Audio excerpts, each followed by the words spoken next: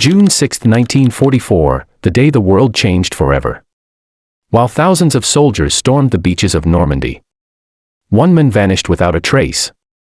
His name was Private James Rowland, a name almost lost to history.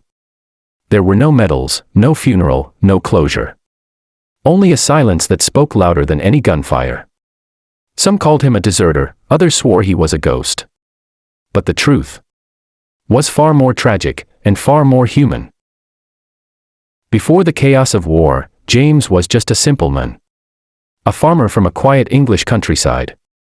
His hands knew only the soil, not the weight of a rifle. He would wake up before dawn, tending to the wheat fields. The wind brushing through his hair as the world around him still slept. When the draft letter arrived, he didn't hesitate. He kissed his wife on the forehead and promised he'd return before the harvest. But as he looked back one last time at his farmhouse disappearing behind the horizon, he couldn't help but feel that something inside him was already gone.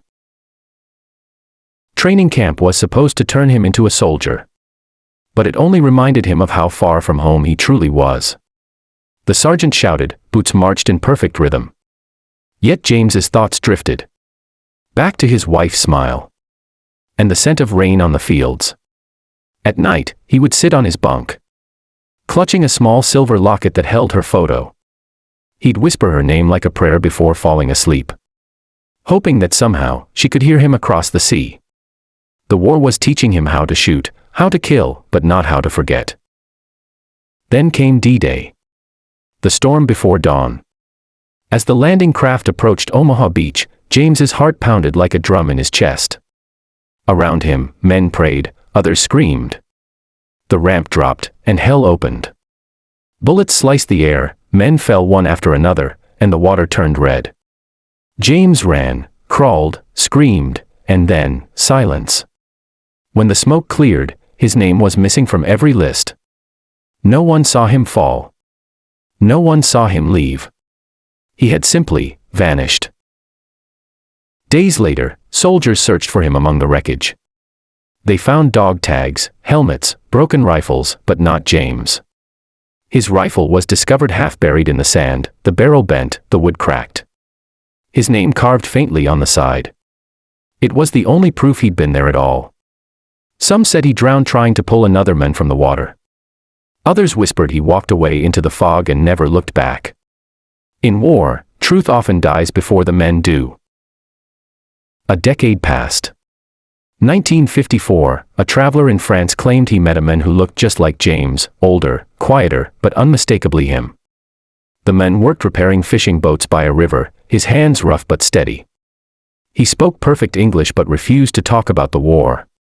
When asked his name, he smiled softly and said, "Names don't matter anymore." The traveler said his eyes carried both peace and unbearable sorrow. Some believed he survived but couldn't bear to go home. Others said he lost his memory, wandering through post-war Europe like a ghost looking for a place to belong.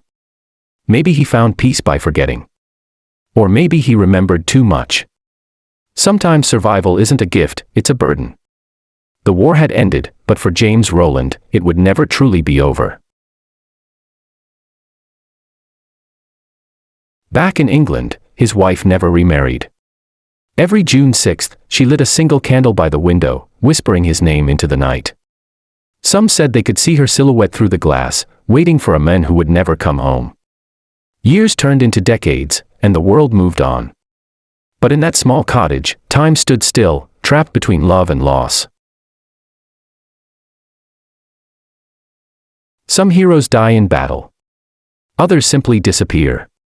But the forgotten ones, they linger in the silence, between memory and myth.